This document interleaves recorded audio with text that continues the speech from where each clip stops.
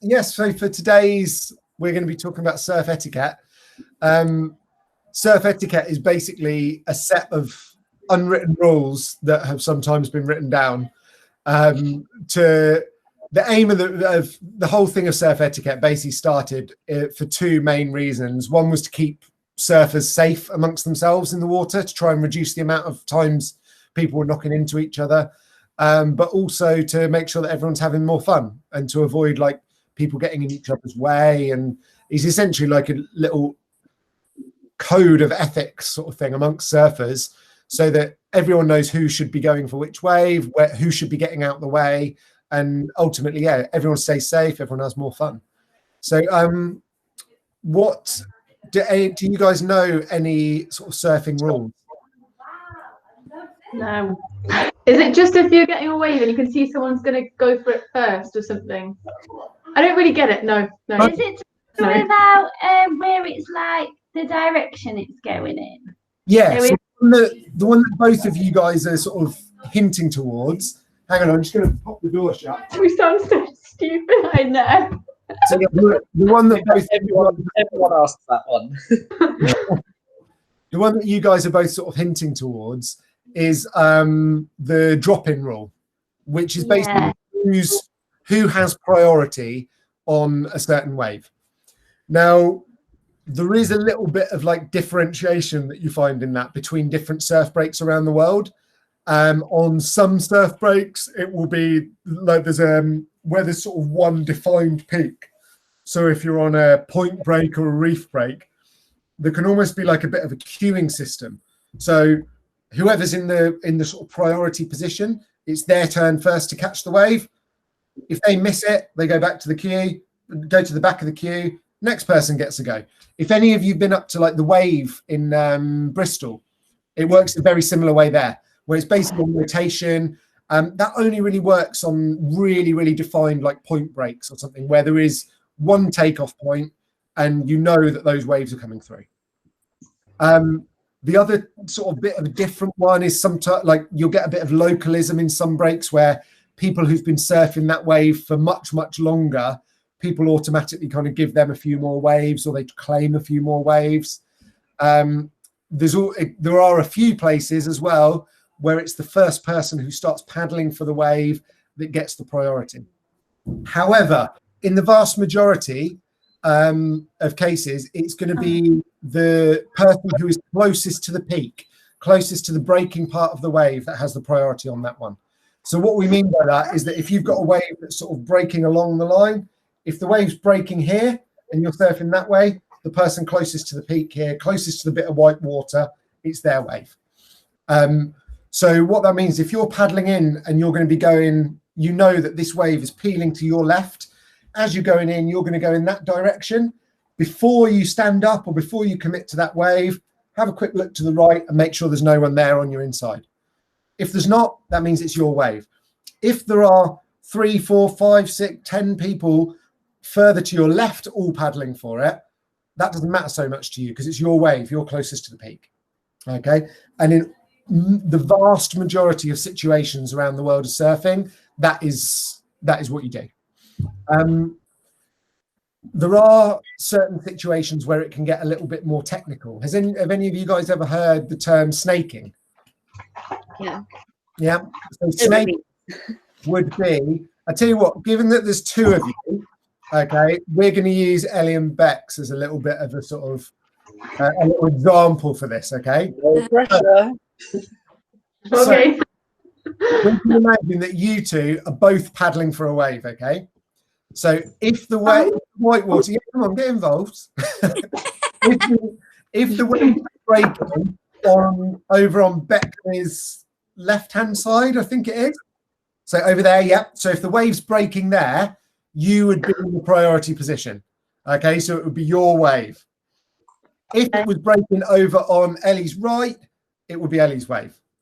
Now, what's snaking is let's imagine the wave's breaking over on Ellie's right, and you're both paddling for it, and Ellie's going, sweet, this is my wave.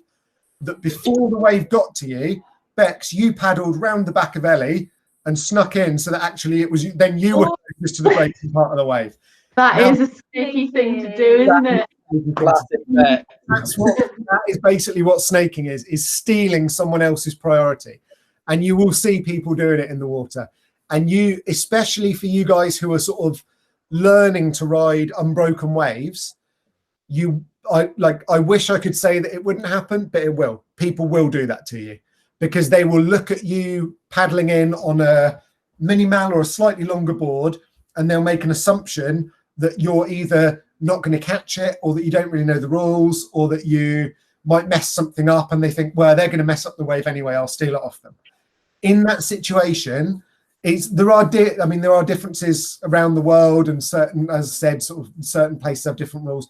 If you're in the UK, if you're surfing on Crantock or on Fistral and someone did that to you, you would be well within your rights to go anyway. I mean, all times in surfing, we want to keep an eye on safety. Okay, you want to make sure that, like, obviously you don't want to take off on that wave if you're going to land on them or anything.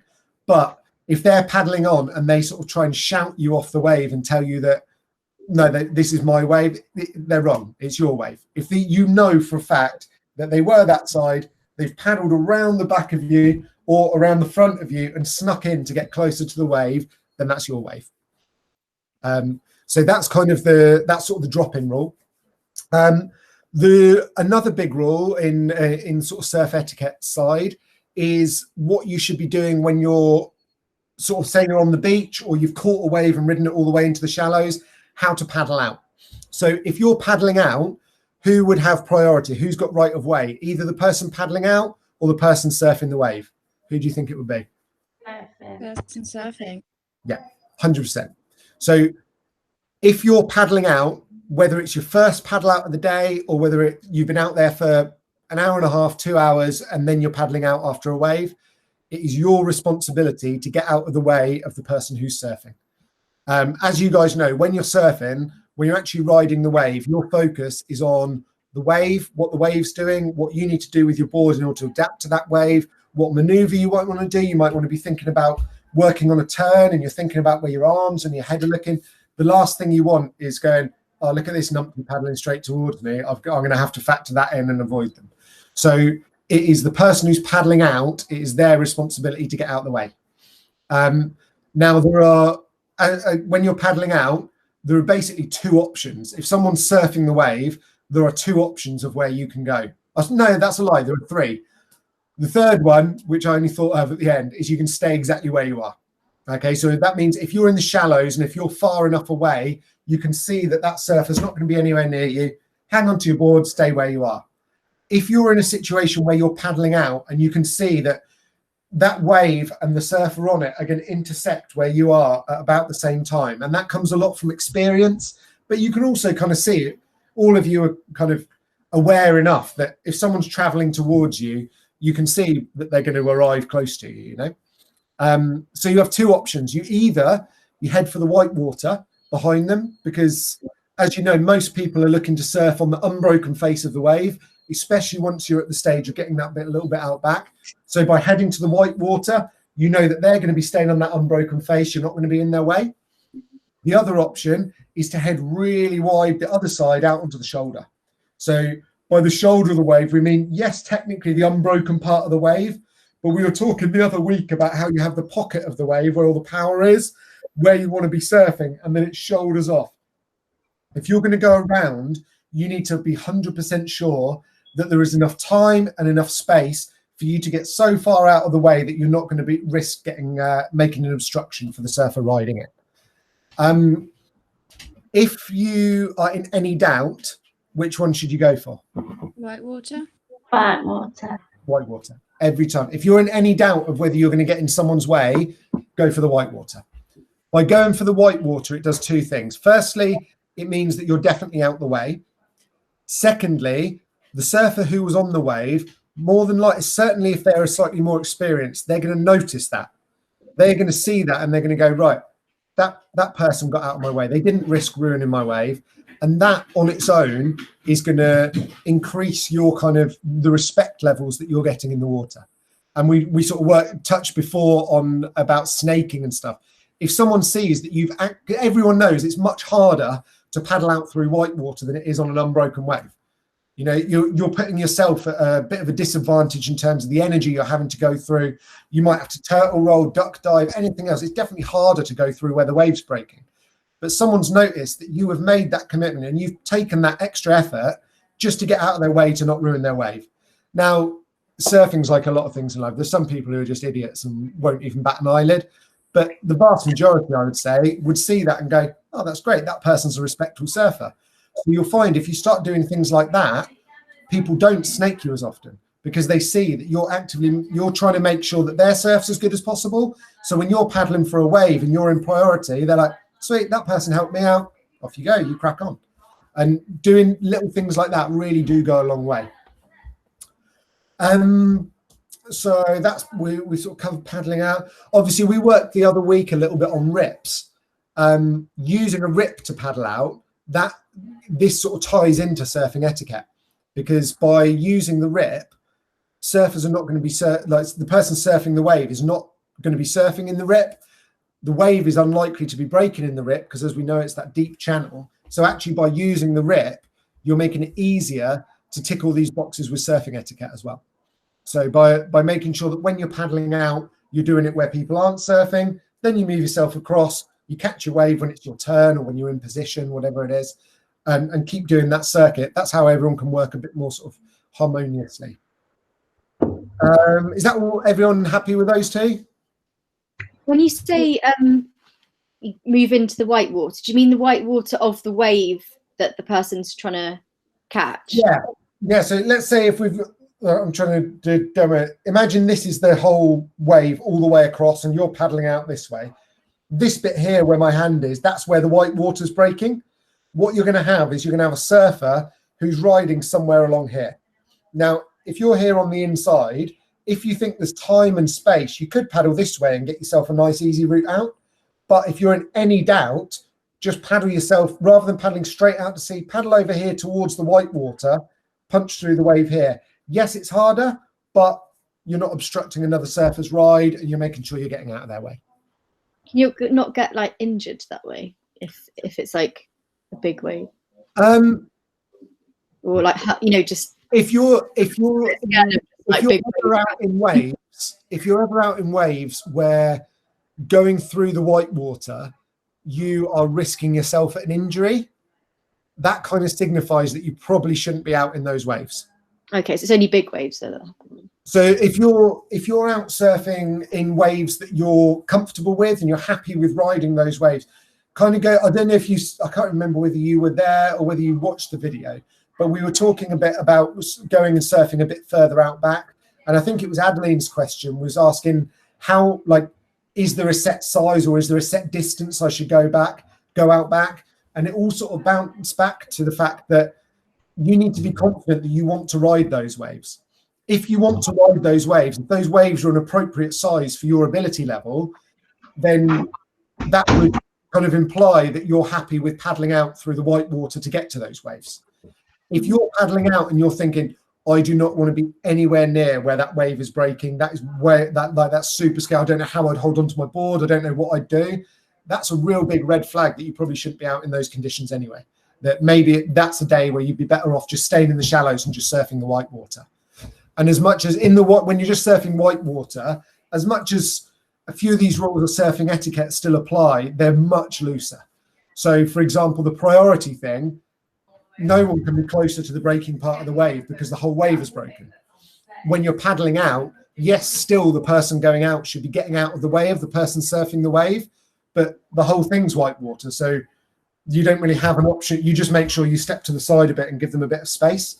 So the rules do still apply there, but they're not quite as technical and difficult to read, if that makes sense. So are we happy on those first two, on the priority and on the paddling out? Oh, Ray, no battery. Oh, Ray, do you get this? Yeah, he's listening, aren't you, Ray? Get it. If Ray drops on me, I'm going to lose it. Hey, he's been doing a bit of surfing, you know, Ray has, hasn't he, Ellie? Yeah. He does look like he's got a wise. He's great. Let me just He's better than me. Oh no. Like attacked me. Not great. It was just he was Bex took him for a walk while I was in the water, and he just decided like he started barking at me, and then like swam out and jumped in the board. Nice. Isn't it? Nice. So there is next sort of stage more to do with what you should be doing at any point, other things that you could do that might endanger someone. So would you say is there ever a time you would ditch your board, where you would let go of your board? If it was going to hit you on the head. If it was going to hit you on your head, that would kind of imply that you've probably already let go of it. Yeah, true.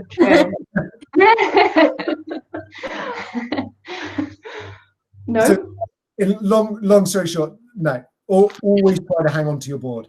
You will occasionally, if you ever watch surf movies or you chat to people online, you might see people saying, yes, you ditch your board when you're on bigger waves. The kind of waves that people are ditching their boards on, that's when you're talking about like Chopu at 20 feet.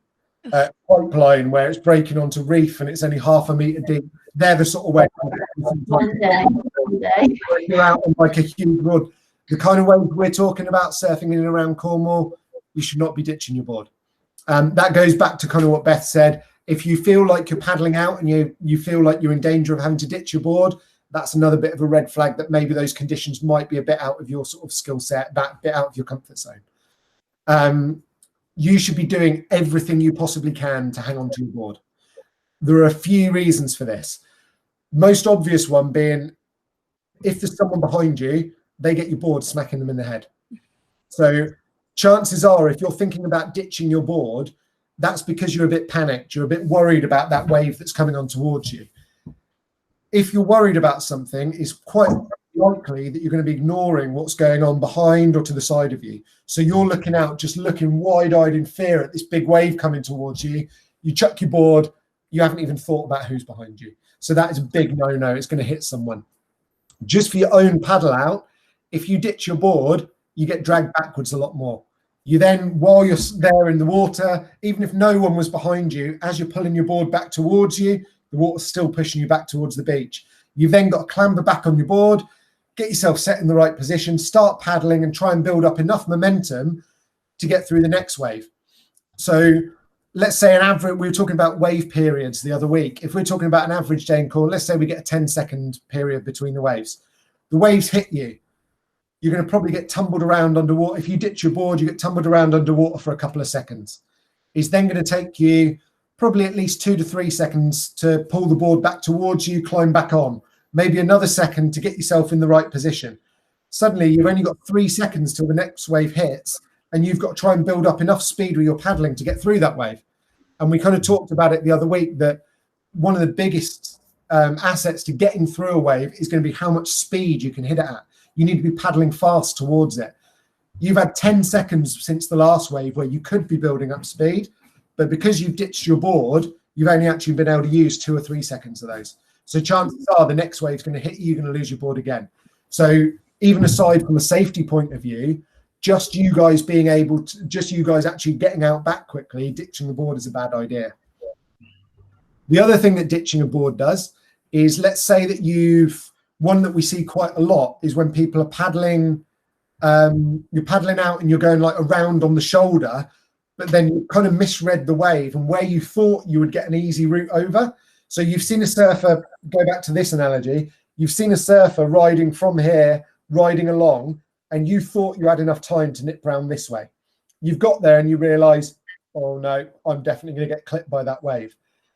If you hang on to your board and paddle through, you might still be in this surfer's way, but he's got to avoid you and your board. As soon as you ditch your board, you swim through the back, you're fine. That surfer riding along has suddenly got your board flapping around in the wave face that could hit them, injure them, damage the board. Even if it doesn't do any of that, it's definitely going to ruin their wave.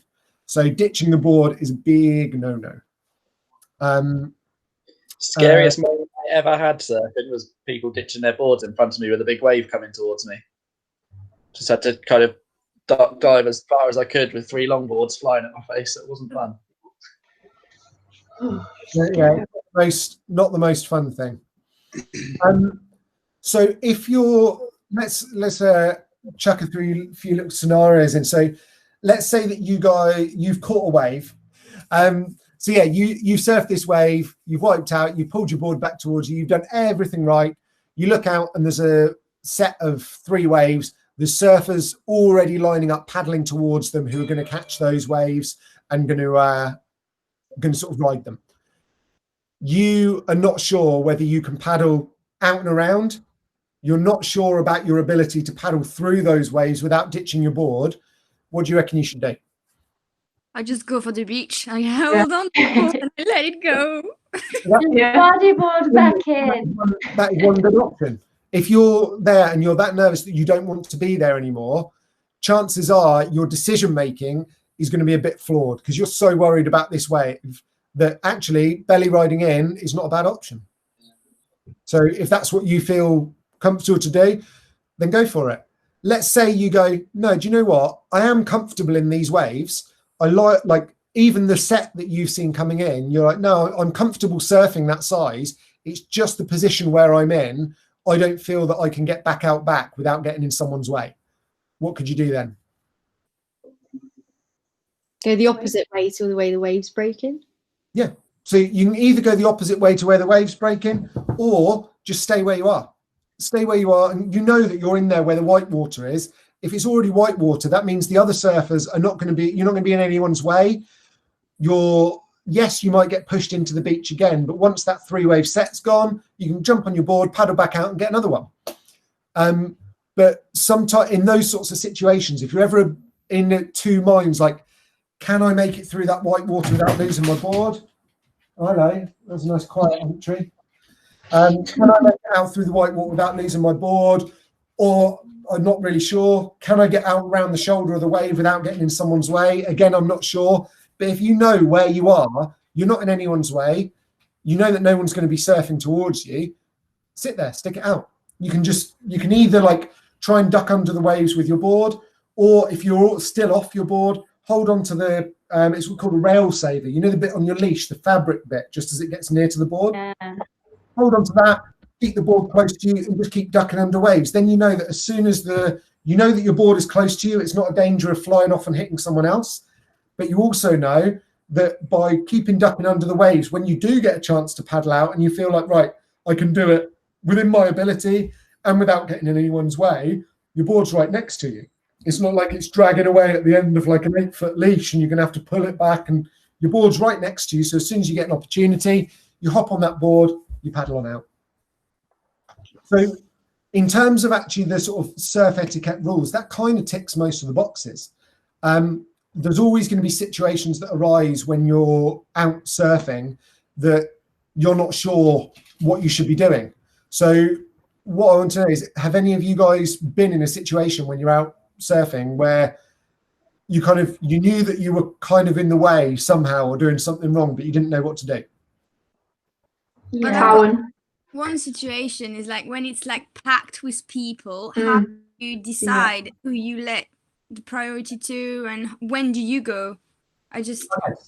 So do you mean like when you're trying to catch a wave, or when you're on the inside paddling out? When you're trying to catch a wave, because I remember one day I went to Parentport last year and it was so full of people. There was like 3-4 different lines of people, and I could see people in front of me, people next to me, back of me, and I just didn't know when I could even try to catch a wave because I was afraid of all of the others. And yeah. No, I completely get that, and I think we've all been in a situation similar to that at some point. Couple of things. Firstly, if you're in a surf and you're so unsure about what to do because there are so many people around you, move. Go to somewhere else on the beach. Parentport's a big beach. If you're in that situation where you're genuinely unsure of what you should be doing, you're worried that if you take off on a wave, you might hit someone.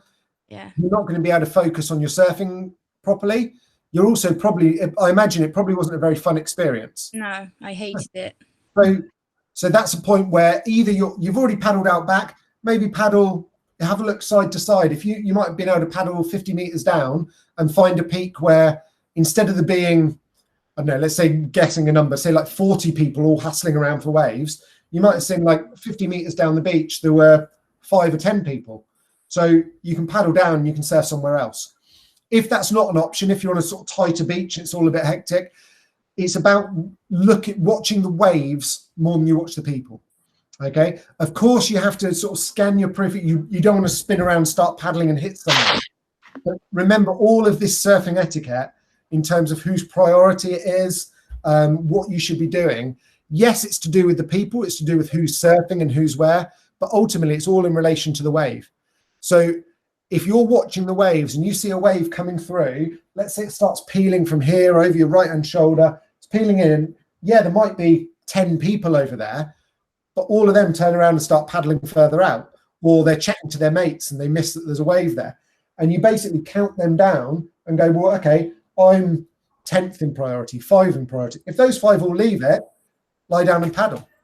Even before you know whether you're in priority, there's nothing to stop you lying down on your board, keeping your head looking that way. Have a quick look in front of you, make sure you're not paddling straight at someone, but just keep watching the wave. If one of those guys over there starts paddling and catches the wave, stop paddling, sit on the back of your board, you're not going to catch it. Okay, you guys I've seen all of you guys do it in the water where if you don't want to catch a wave, you sit on the back of your board, that's the break, you stop your paddling, that's fine. Just because you don't have priority doesn't mean that you can't start to move yourself into a position where you could catch the wave if those guys left it. Or let's say, let's simplify it and say there was only one person over there and you're like, oh, this is a really perfect wave for me, but there's always already someone there. It would be really frustrating if you just sat there and went, no, don't worry, we won't even bother with this, especially in like a crowded beach break type thing. I won't bother with this one. That person went to paddle for it and they didn't paddle hard enough and missed it. Or they paddled, went to stand up and just fell straight off. And it turns out they messed up their pop-up or something. But if you'd have just started paddling and watched them, as soon as they stand up, you can stop paddling. You don't have to catch that wave at all. But by putting yourself in a position where you are able to catch the wave, you're giving yourself that opportunity. In terms of the other people in front and around you, what you're going to find a lot is that obviously you don't want to endanger people, but if you sit there and are very hesitant, people will take advantage of that.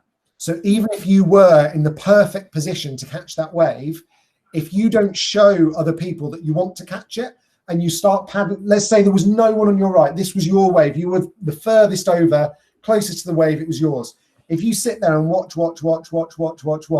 chances are by the time you've paddled for it, you've got another 5 people there paddling. As you go to drop in, you're watching them, you're watching this, because they didn't think you were going to go for it. If you see that wave, and even if you're kind of 50-50, start paddling for it. Make a concerted effort to go for it. Then the other people on the inside, they're going to be watching you going, okay, that person is going to catch the wave. Adeline is going to catch this wave. Sure, they might still paddle for it in case, like what we said before, in case you miss it, in case you fall off, anything like that. But you've made a kind of an obvious movement to say, yes, I'm going to catch this wave, and off you go. Okay. So, obviously, if you do feel that you were saying there were quite a lot of people sat inside you and everything, some people will be quite militant about these surf etiquette rules, and they'll go, that's my wave, I'm going for it. These guys need to get out of my way. Personally, I think at the end of the day, surfing is there for fun. You know, no one wants to get hurt, and certainly no one wants to be responsible for hurting someone. So if you're ever in a situation where you think, if I go for this wave, I'm going to hit that person, then stop. It's only for fun. It's only a sport, you know. There's no point actually risking someone, injuring someone or injuring yourself, anything like that, just to get a wave. There's always going to be more waves. But if it's just a case that there's a lot of people around, then by watching, reading the waves, being aware of who is almost further up the priority list than you and watching what they're doing, and when it does come to being your turn or you're in the right position for it, making a real obvious movement to do it and sort of by your actions telling the rest of the lineup going, this is my wave.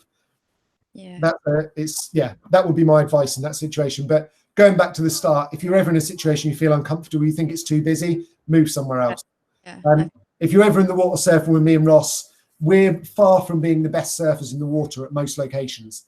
But we will both catch a lot of waves, even on really busy days, because we both make the choice generally that if one peak is absolutely perfect, but there's 30 people on it, and there's another peak that's still good waves, but maybe not quite as perfect, and there's only 3 people, we'll go over there. Because for me, less people is more fun. You know, if there's less people around, you can focus on what you want to do. Yeah, maybe the wave's slightly worse than what you would have been surfing elsewhere, but I feel more relaxed, which means my surfing's a bit better. I catch more waves, all of that side of things. Yeah, makes sense. Oh, we've got double Ross.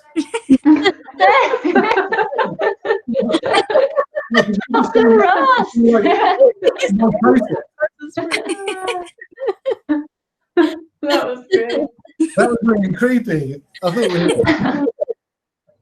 My internet just disappeared, so I had to rejoin, and it must have left me too. a little doppelganger in there. Oh, we had a twin. So anyone else had a situation there where they didn't know what to do? I would say generally, I've only been in the Whitewater so far. I haven't really gone out back. But still, I get a bit like too focused, I think, on other people and worrying about what they're doing, worrying if I'm going to crash into them. So I think, yeah, knowing the rules a bit better might help with that. Any tips really about not getting too distracted by other people? With the kind of, in terms of getting distracted, you've got to strike that balance between whether you're being distracted by other people or whether you're being like responsibly cautious and aware that they're there. Obviously, none of us want to cause a problem, so it's very important to be aware of what's going on around you and aware of where other people are. You don't, if you're 100% focused on what you're doing and what the waves are doing, even in the Whitewater, you don't want to be going, sweet, I'm going for this one, spin around, launch your board, and suddenly you've hit someone in the stomach. And so it's important to be aware of where everyone else is. But certainly in the Whitewater, most people in the Whitewater are riding pretty much in a straight line. And the people who are turning in the Whitewater are pretty aware that most other people are going in a straight line. So if someone's surfing in the Whitewater, there isn't any kind of, the wave isn't dictating that you should go right or you should go left. So even if someone is turning, there's nothing stopping them to turn the other way at all. Now, obviously, if you see someone coming dead towards you and you can avoid even a potential collision by just stopping, go for it. It's always good to be safe in there. But don't be too worried about what people either side of you are doing. What you want to worry about more in the Whitewater is people between you and the breaking wave and the people behind you. Because they're like more likely. Because I'm sure as well, like people, especially busy times in the summer, you'll have like people who don't really know what they're doing, but they're like still quite a bit deeper than me. Yeah. They don't seem to be cautious at all. And like boards flying everywhere. And then I'm trying to be cautious, but then like not really catching many waves because I'm just like trying to dodge people too much. Surfing etiquette is a bit of a difficult one in the Whitewater, certainly, because it's something that we always try and teach through the surf school during beginner lessons and stuff. But the vast majority of people are completely unaware of it. And it's always something that shocks us, even when we're in there teaching. The amount of times me and Ross have been in there and someone just, like, they'll spin around and go, and we've had to like physically grab someone's board, like one of the students, and move them out of the way. Because, I mean, if you were on land, I mean, most people when they're learning, let's say you're on a board, you're about 8 foot length. So it's over 2.5 meters long. It's a big solid lump. If you were on land and someone came running towards you with something 2.5 meters long charging towards you, you would move out the way, wouldn't you? Whereas for some reason, as soon as you're in the water, people don't. Like, you can be riding, we've been riding away, let's say me and Ross are helping some students, beginners, and they're surfing and we're kind of behind the board, stabilizing it, helping a kid to stand up. And there's someone stood in front, and this thing's like, there's me and or Ross, plus the board, plus the person stood on the board, and there's someone in the shallows who's just stood there going, They stare at you. surely you see us coming towards you, like, just take a step to the side. So yeah, it is hard. I think I've done that. I've done that because I panic and I'm like, oh, should I go this way? No, that way. And I'm like, You're just petrified. You know, like. Sometimes. If you're saying you've been in that situation, you didn't know where to go, making a decision is really important. Okay, you guys both know, like all of us have surfed in the Whitewater at some point. Some of you guys still are, some of us haven't for a while, but all of us have ridden in the Whitewater at some point. If you have someone in front of you, like directly in front of you, it's like that order, you know, when you're kind of walking along a pavement and you kind of go, oh, I'll go this, oh no, this way, this way. Yeah, that's what happens to me. Is the worst thing you can do. Both if you're surfing or if you're the person in the way, don't second guess it, just move one way or the other. Just take one big step one way or the other. Then the other person can respond. If you kind of go, oh, I don't know which way they're going, then they don't know which way you're going either, and you're much more likely to hit. That also goes for when you're, you know, we're talking about paddling out and making sure you're getting away from the surfer who's actually riding the wave.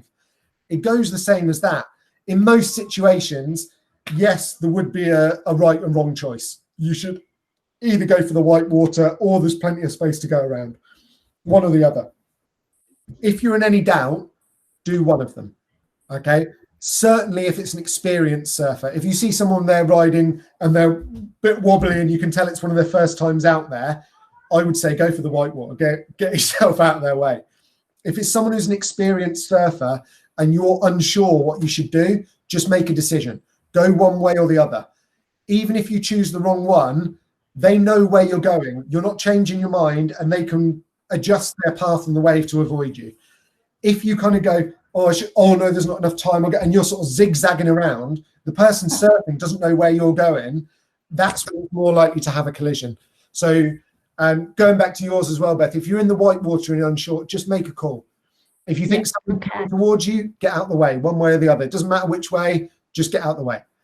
If someone else is in your way and you can see that they're a bit nervous, maybe they are very inexperienced in the water and they're not sure what they should be doing, make life easy on them. So if you're surfing towards someone and you see them kind of doing this, like not sure where to go, make an obvious move to turn your board either right or left so that they can very clearly see that you're traveling in one direction and there's an obvious route where they can go to get out of your way.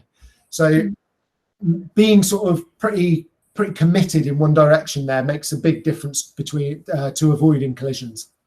That's quite hard when you're quite beginner like me, because you're still learning to like control it and everything. You're just sort of like happy to be riding a wave, and then you've got to like think about which way you might be going. But I guess can you also like talk to people and say like, oh, I think I'm going to the left or something like that? 100%. If you're close enough to be within sort of speaking distance, which if you're going to hit them, you probably are, then you can say, I'm going this way, or like much rather than saying left or right or something, because it could be your left or their left or true. Just sort of saying, I'm going this way.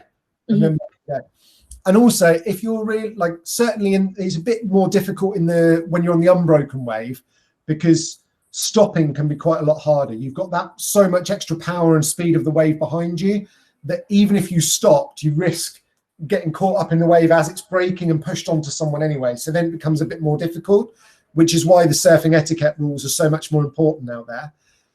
In the Whitewater situation, if you really don't think you're going to be able to avoid someone, the back of your board is a brake.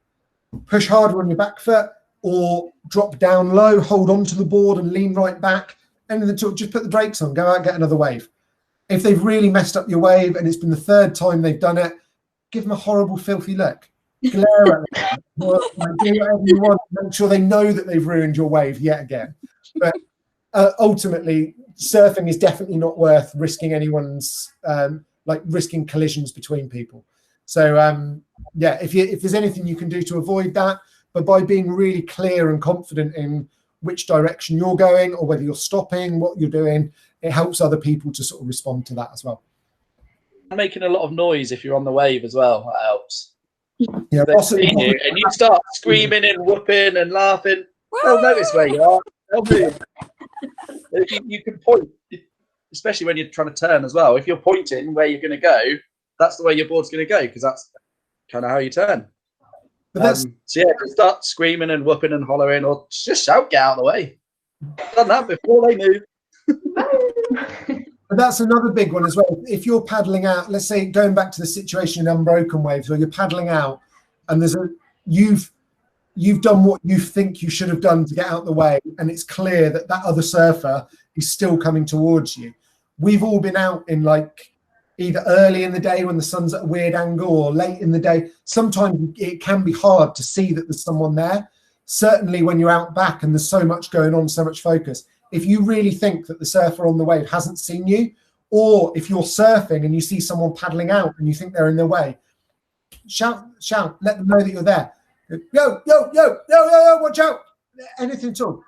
If you knew that you were in the wrong and it ends up ruining their wave, as soon as you pop up, just say, I'm really sorry. I was trying to get out the way. I messed that up. If you're honest, like, no one's going to be fun. At the end of the day, everyone's trying to do what they can to enjoy themselves, but also to make sure there's no sort of safety incidents. So if you do make a mistake, hands up, go, I'm really sorry. Are you okay? I'm sorry for ruining your wave. And if you do things like that, of course, you're always going to get some idiots, but the vast majority of people will go, oh, okay, no worries. And the really nice people will even give you tips for next time and go, oh, don't worry. If that happens again, best thing you could do would be to paddle like that. And you kind of learn through it.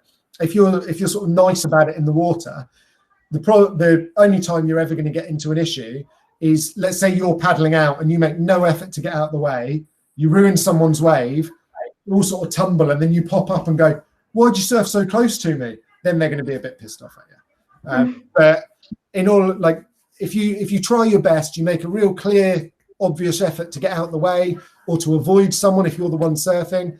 If an accident happens, pop up, make sure everyone's all right, apologize if you're in the wrong, go out and try again. So it's certainly around the beaches that we surf at, we don't have any real issues with localism. If you're consistently causing a danger to other people or hampering other people's enjoyment of the surf, then yes, someone might get a little bit annoyed. But on the whole, people are very understanding that people are learning to surf a lot around these beaches. And if you're aware of the rules, you're trying your best to conform to them. And if you make a mistake, you put your hands up and apologize, you'll be fine. Have we got any other things? I know we're getting close to the time when Beth has to go and do something much more fun. Have we got any other questions about it? I'm good. Oh, good. I think, sorry, one more. I know I've asked a lot of questions. If someone's like already riding a wave then, and you think they're coming like, I guess, diagonally towards you, would it be better to go, so say they're going like from your left across you to your right, would it be better to go to the right where you could end up being where they're ending up, or you might go around them, or would it be better to go to the left? So that's a judgment to make based on what you think. That all comes from experience and thinking what a surfer is likely to do. But remember, if you're in any doubt, if a surfer's right at the level where, in this situation, I imagine they are riding on the unbroken wave, the best thing you can do if you're in any doubt is head towards the Whitewater. Paddle yourself across to the Whitewater so that you're behind where that surfer is going. Because then if you have misjudged their speed or whatever going along the wave, if you're aiming behind them, then you're all good. Yeah. So yeah, if in any doubt, in most situations, if you're in doubt, head for the Whitewater. And you can normally see it okay then. Yeah, well, as the waves they're breaking and peeling, you can see where that broken wave is, head towards it. And then you know that you're out the way, that surfer can carry on the unbroken face. Yes, you might have got a wave on your head and you had to paddle a bit harder to get back out, but you haven't missed anyone getting injured, you haven't got in anyone's way. And as I said at the beginning, like, the more you do that, the more that other surfers in the water will start to notice that you are doing what you should be doing. You're trying to make sure you don't inconvenience anyone else's wave, and they'll pass that sort of same respect onto you. You know, when you first getting into the water and there's like a group of people there, is there like, sometimes I feel like, oh, I shouldn't get too close to them because I feel like I'm invading their spot. Do you know what I mean? Yeah, to an extent. Like, it depends on the situation. If you're on let's say, take Crantock as an example, you're going to paddle out quite often. There's already quite a few people generally slightly higher level surfers up at that north end, right up against Pentire. If you were paddling out and you were looking at the waves going, oh, I'm not sure about those waves, and there was already 10 people there surfing, paddle over somewhere else. Just because you go somewhere, let's say you paddle more towards the middle of the beach, just because you surf there, get a few waves, then you look over into the corner and go, actually, no, that is doable for me. Then you can paddle over. So I would always, personally, I would always try and avoid where the busiest place on the beach is, unless the waves were like ridiculously good and you're like, no, there's plenty of waves to go around. But in that sort of situation, if there's a lot of people sat there already, a few weeks ago when we were going on about ocean safety, one of the big things was to be observant and to watch the waves and watch the beach before you go in. That also comes into surf etiquette. So have a look down there. Like if you, as you're walking down the beach, as you're getting changed, coming over the dunes, whatever, have a look. If you see a big crowd of people down on one peak, but all of them are catching tons of waves and there are waves going through that are unridden, that would kind of imply that if you go over there as well, you might get a few waves. If they're within your sort of ability set, then you'll be all good. If you look at it and there are 10 people sat there, but in the whole time you've walked down the beach, you've only seen 2 of them catch waves and 8 of them are sat there not doing anything. And there's been plenty of waves coming through, but there's only a few of them catching it. Most people aren't doing anything. Do you want to be another one sat there not catching waves when you could paddle, say, 50 meters further down the beach and there's waves there breaking all the time with no one on them? So there's no etiquette as such. There's no sort of rules to say that you couldn't go there. But personally, I'd be looking at the beach as a whole and going, well, where am I going to have the most fun? Is it going to be sat there where there's already a ton of people? Most of them aren't catching any waves anyway. Or I could go down there and be on my own or with 2 or 3 other people where it looks a lot more relaxed. Everyone's having fun. I'll get a few more waves. And as I said, where you start your surf doesn't have to be where you stay the whole time. So you can paddle out a few. We were talking the other week about how important it is to, when you go, certainly when you're going out back, is to get a few waves quite early to get your confidence up and sort of reinforce and convince yourself that actually, no, I can do this. These waves are well within my ability. I'm enjoying this. Go out to the easy spot where there's no pressure, there's no people around, catch a few waves there, make sure you're having fun, and then go, all right, I'm up for this challenge now. You're in a better headspace. Then you can go where there's a few more people. Waves are a bit better, but you've warmed up. Your body's used to popping up. You know what waves you're looking for, and you're feeling a bit more confident. Going into any sort of busy situation, low on confidence, chances are you're going to sit there and not catch many waves. Okay. Is it sometimes that if there's a lot of people in one bit and then none in another bit, is that sometimes a sign that you should avoid the empty bit because there's like a rip or something like that? Yeah, I mean, you've got to tie that in with your sort of ocean safety knowledge. You've got to tie that in with your little survey of the beach before you go down looking through. If you see that there's an area of the beach that's just super quiet, but in the whole time you've been coming down the beach, you haven't seen a single wave break there, no one sat there, then yeah, you've got to think maybe there's a reason why. But if you're walking down and there's 10 people there, all really busy, but not like getting a bit mixed up, in the middle, there's 2 people, they're both catching waves, the waves look quite good, then you might go somewhere else. But yeah, of course, if you're in any doubt that that area might be empty for a reason, then unless you 100% know better, then yeah, probably good to avoid it. Okay. I better go now, but it's really good. So thank you so much. Thanks for coming along, Beth. Enjoy your evening. See you later. And everyone. Bye. You too. Bye. Bye. Alrighty. So have you guys got any more questions? Oh, I was going to ask you actually. Where can I find the links for all the other ones? Because I haven't watched them yet. So they will be, if you scroll down the Facebook page, there'll be links to them there. But they're also, you can get them on it's the Big Green Surf School YouTube channel, which you can find. There's a link on our main website page. You can click on the YouTube link there. But all the sessions I've posted individually on the Big Green Surf Gals page as well. So I did look on there, but I couldn't see them. If you were so as you scroll down, if you click on any one of them, that will automatically, by viewing that one, it will take you to YouTube, and then you'll be able to see if you search for Big Green Surf School on YouTube, you'll see all of them there. Oh, okay. Yeah, that's it. That's good then. Next week is the voted topic is surfing destinations. Oh yeah. So, like places around the world that are good for surfing, and so that one, in all honesty, it is going to be completely questions driven. We're going to need you guys to sort of ask us about places that either sort of saying, this is what I'm looking for, where could I go to find it? Or saying something like, I've heard about this place, is that any good for me? Do you know anything about it? Some of them I will know a lot about, some of them I might not know as much about, but I'm very good at lying. So I will be able to give you some sort of chat about pretty much everywhere in the world.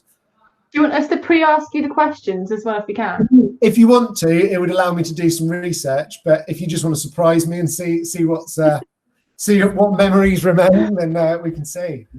Cool. Okay.